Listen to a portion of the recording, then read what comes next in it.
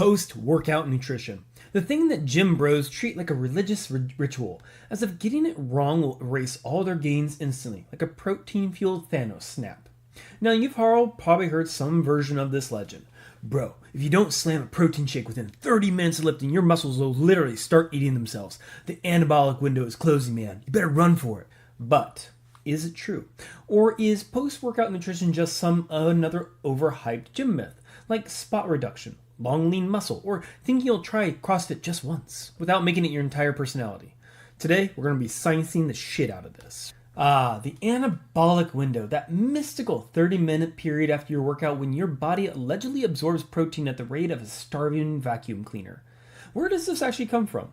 Well, early research suggested that muscles are more sensitive to nutrients right after training. So naturally, the fitness industry took that and ran with it hardcore ultramarathon style, straight into supplement marketing heaven. And then suddenly, missing your post-workout shake became the nutritional equivalent of skipping your grandma's funeral.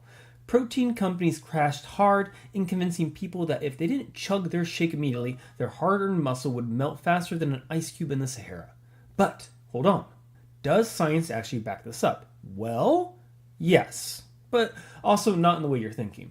Studies actually do show that protein synthesis, the process of building muscle, does spike after training, and your body does absorb nutrients efficiently in this period.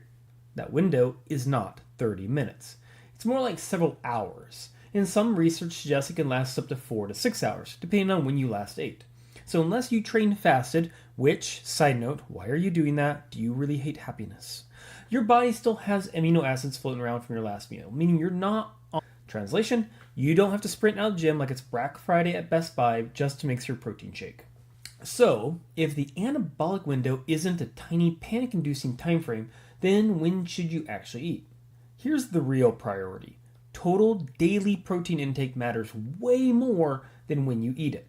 Think of your muscle growth like filling a bathtub. If you add enough water over time, the tub fills up. But dumping all the water in at once doesn't make it more full, and sometimes it just overflows like a poorly planned frat party. Now, research does show that spreading your protein intake evenly throughout the day is way more effective for muscle growth than obsessing over immediate post-workout shake. So the golden rule in all this? Eat a good source protein within a few hours of training. That's it. No stopwatch required. Now let's talk about carbs, because this is where things get weird. And people hate carbs or love carbs. The fitness industry loves to tell you that post-workout carbs are essential to refill glycogen stores and maximize recovery. And that's kind of true, but also kind of overblown at the same time. Carbs do help muscle glycogen, which is basically the stored energy in your muscles that you just burn through. But unless you're training twice a day or running an ultramarathon, your body doesn't need to instantly refill that glycogen. It'll do it naturally over the next 24 hours, as long as you're eating enough total carbs. So unless you're an elite endurance athlete or someone whose job is literally lifting things up and putting them things down repeatedly over the course of 8 hours, you don't need to slam a bowl of rice the second you rack your weights. But let's be honest, this is the excuse most gym bros use to justify eating cereal or candy post-workout. Because, bro, my insulin sensitivity is at peak right now, I need those Fruit Loops. Sure, Chad, whatever helps you sleep at night. And then there's fat.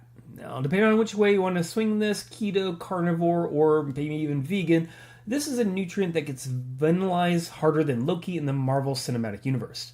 Some people believe that eating fats post-workout will slow protein absorption and kill gains. This is actually nonsense.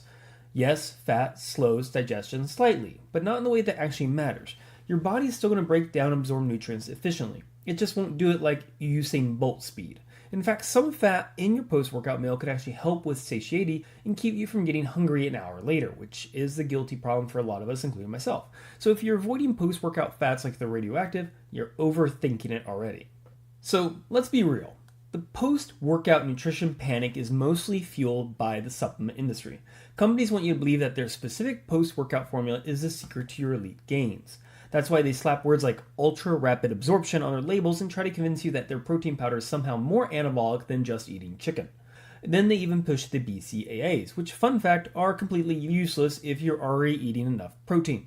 But hey, why sell science when you can sell fear, right? Which one makes more money? If you really want to optimize your post-workout nutrition, you don't need an $80 tub of advanced muscle activation blend. You just need a solid meal with protein, carbs, and sometimes into the next few hours after working out. So, what's the actual best post workout meal and when should you get it? Well, here's what matters most: protein. Aim for about 20 to 40 grams of high quality protein: chicken, eggs, beef, fish, tofu, whey, whatever fits your diet, whatever fits your want and desires.